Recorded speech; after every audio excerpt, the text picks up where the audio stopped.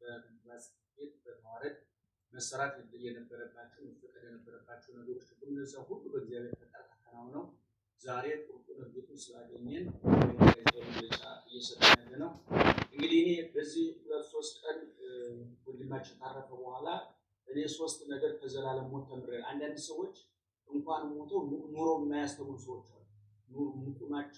መቆማቸው ከሞቱት የከፋ ኑሮውም ሞተውም ትርጉም የማይሰጡ ሰዎች አሉ።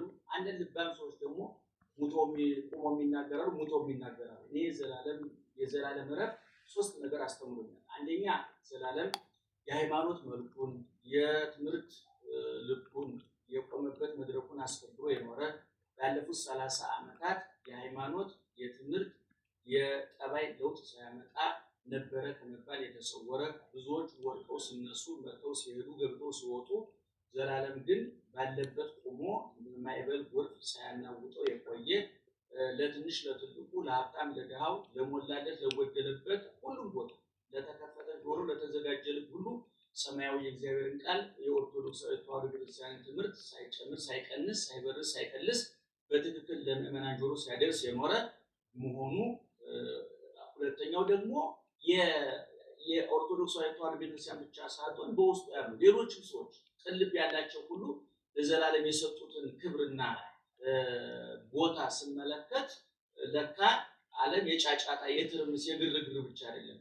በዝምታ ውስጥ የሚታዩ የሚሰሙ ባለውለታዎች አሉ። ሁሉ አንድ ድምፅ አንድ ልብ ሆኖ የወደደው ያደነቀው እንደገና አንድ ልብ ሆኖ ያዘነለትና ያከበረው ወንድማችን በመሆኑ በጣም እጅግ በጣም በስጋ የወለደችው እናቱ በመንፈስ የወለደችው ቤተክርስቲያን እኛም የጥምቀት ወንድሞቹ የክርስትና ወንድሞቹ ተደስተናል፣ ኮርተናል። በእውነት የሚያደረገ እግዚአብሔር ክብርና ምስጋና ይግባው። ሰማያዊ ሕይወቱ ምን ሊሆን ይችላል ብለን ጥያቄ አንስተን አናውቅም፣ ልናነሳም አንችልም። መቼም የእግዚአብሔር ውሳኔ ለእግዚአብሔር ትተነው እንደ መመዘኛዎች አሉ፣ መለኪያዎች አሉ። በዛ መመዘኛና በዛ መለኪያ መሰረት አሁን ዘላለም የት ነው ተብዬ ብጠየቅ እኔ ከአብርሃም ከይስሐቅ ከያዕቆብ አጠገብ ቁጭ ብሎ ከገብርኤል ከሚካኤል ጋር ቅዳሴ ገብቷል ብዬ ነው የማምነው። ምክንያቱም መለኪያዎቹን እናውቃቸዋለን። እግዚአብሔር ምን ይወስናል እሱ እና ከሞላ ጎደል ውሳኔዎቹን እናውቃቸዋለን። የቸርነቱን ስራ እንዳለው ነው ማለት ነው። እና ከዛ በተረፈ ይሄ ልጅ በቀደም ተናግሬያለሁ። ይሄ አሁን የምናደርግለት ሽኝት ተክሊሉ ነው፣ ሰርጉ ነው። ዘላለም በእውነቱ ጉልቻው ትዳሩ ሁሉ ነገሩ ወንጌል ነው። እንደ ቅዱስ ጳውሎስ እንደነ ዮሐንስ እንደነ ቄርሎስ ሁሉ ነገር እርግፍ አድርጎ ትቶ የተከተለ ልጅ ነው። ቤተክርስቲያን ደግሞ ወዳጆቿን አገልጋዮቿን በሁለት መንገድ ታከብራቸዋል። ወከብረት ነፍሱም በውስጥ ዓለማት ከእቲ ዘዘ ወዘካ በዚህ ዓለም ይከበራሉ። ተወስቆ ዘነሳያን ይባላል። እነዚያን ሰዎች እያዩ ከሞቱ በኋላ የሚጨመሩ ሰዎች አሉ። ቅን መንገዳቸውን እያዩ ቅን ትምህርታቸውን እያነበቡ ቅዱስ ጳውሎስ ከሞተ ከ2000 ዓመት በኋላ ዛሬ ብዙዎችን እየለወጠ እየቀየረ ነው እና አንደኛው በምድር ታከብራቸዋለህ፣ ሁለተኛ በሰማይ ደግሞ የአባታቸውን መንግስት እንዲወርሱ የምታደርገው ኦርቶዶክሳዊ ተዋሕዶ ቤተክርስቲያን ናት እና ወንድማችን በሁለት በኩል ከብሯል። በጣም ተደስተናል። እንግዲህ አጠቃላይ በዚህ ጉዳይ የተባበሩን ከውስጥም ከውጭም ከላይም ከታችም ከጋዜጣዊ ምንባቡ ከተነበበ በኋላ እናቀርባለን።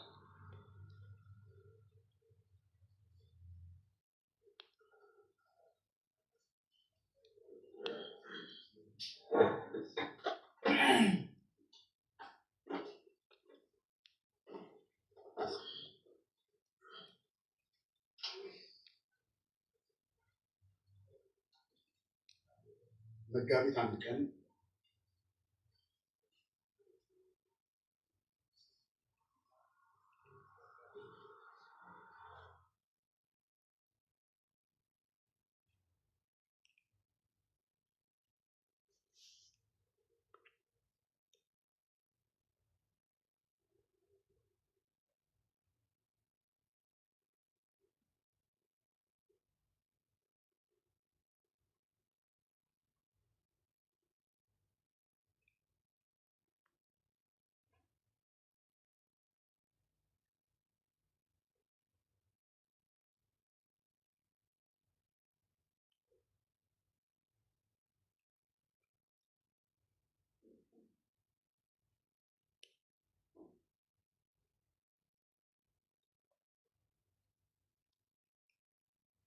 ዓመተ ምህረት እመኒ ሀየውነ ወእመኒ ሀየውነ ለእግዚአብሔር ነሐዩ ወእመኒ ሞትነ ለእግዚአብሔር ንመውት እመኒ ሀየውነ ወእመኒ ሞትነ ለእግዚአብሔር ንሕነ።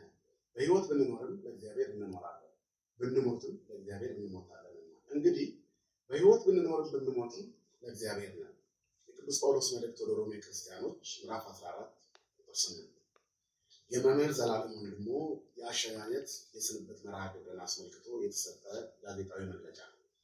እጅግ ተወዳጁና አንጋፋው ለበርካታ ዓመታት ሳይሰለች ያለ ድካም ቤተክርስቲያንን ያገለገለው መምህራችን መምህር ዘላለም ወንድሙ የእረፍት ዜናው ከተሰማበት ጊዜ አንስቶ መላ ኦርቶዶክሳውያን በሙሉ በጥልቅ ሐዘን ውስጥ እንደገቡ የሚታወቅ ነው። መምህር ዘላለም ወንድሙ ወስመ ጥምቀቱ ወልደ ሰማዕት ቅድስት ኦርቶዶክሳዊት ቤተክርስቲያንን በታማኝነት ያገለገለ የሕይወት ዘመኑን ሁሉ በመልካም ስነ ምግባርና ልዩ መንፈሳዊ ጥባት ባለው ክርስቲያናዊ ብርታት ጠባዩን ሳይቀይር በብዙዎች ምሳሌ ሆኖ በመኖር ያገለገለ መምህር ነበር። ስለዚህ ይህንን አንጋፋና ታላቅ ተወዳጅ የሆነ ወንድማችንን የሕይወት ዘመን መልካም አገልግሎቱን ታሳቢ በማድረግና የቤተ ክርስቲያንን ክብር በሚመጥን መልኩ በታላቅ ልዩና መንፈሳዊ በሆነ ስነ ስርዓት የአሸኛኘት ስነ ስርዓት ለመሸኘት በመንበረ ፓትርያርክ ጠቅላይ ቤተ ክህነት እና በአዲስ አበባ ሀገረ ስብከት ይሁንታ ኮሚቴ ተዋቅሮ ስራዎችን ሲሰራ ቆይቷል። ከዚህ በመነሳት የመምህር ዘላለም ወንድሙን የአስክሬን አቀባበልና አሸኛኘትን በተመለከተ ከዚህ በታች ባለው መርሃ ግብር የተዘጋጀ ስለሆነ ከዚህ እንደሚከተለው እናነብላችኋለን። አንደኛ፣ የመምህር ዘላለም ወንድሙ አስክሬን ረቡዕ መጋቢት 2 ቀን 2018 ዓ.ም ከሀገር አሜሪካ ተነስቶ ወደ ኢትዮጵያ ጉዞ የሚያደርግ ይሆናል። በኢትዮጵያ አቆጣጠር ሐሙስ መጋቢት 3 ቀን 2018 ዓ.ም ከጠዋቱ 12 ሰዓት ተኩል ላይ አስከሬኑ አዲስ አበባ ቦሌ አየር ማረፊያ የሚደርስ ይሆናል። በዚያም በብፁዓን አበው ሊቃነ ጳጳሳት የተመሩ የወንድማችን ወዳጆች፣ ቤተሰቦች፣ የአዲስ አበባ ሀገረ ስብከት የገዳማትና አድባራት አስተዳዳሪዎች፣ ሊቃውንት፣ መምህራነ ወንጌል ሰባኪያን እና የዘማሪያን ህብረት ጥንግ ድርባቸውን ለብሰው በልዩ ሁኔታ አቀባበል የሚያደርጉለት ይሆናል።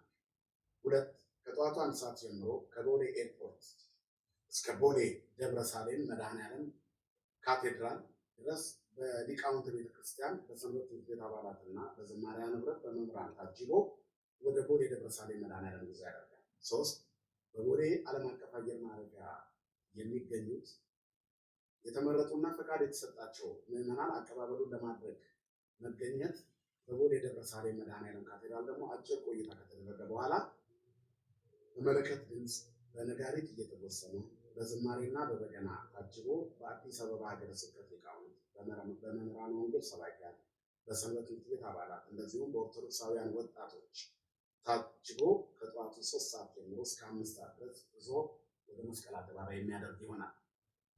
ልክ ከጠዋቱ 5 ሰዓት ጀምሮ በመስቀል አደባባይ የአሸኛኘት መርሃ ግብሩ በጸሎትና በልዩ ልዩ መርሃ ግብር የሚከናወን ሲሆን ይህንንም ከጠዋቱ 5 ሰዓት እስከ 8 ሰዓት ያለውን ክንዋኔዎች ባጭሩ ከዚህ እንደሚቀጥለው ይቀርባል።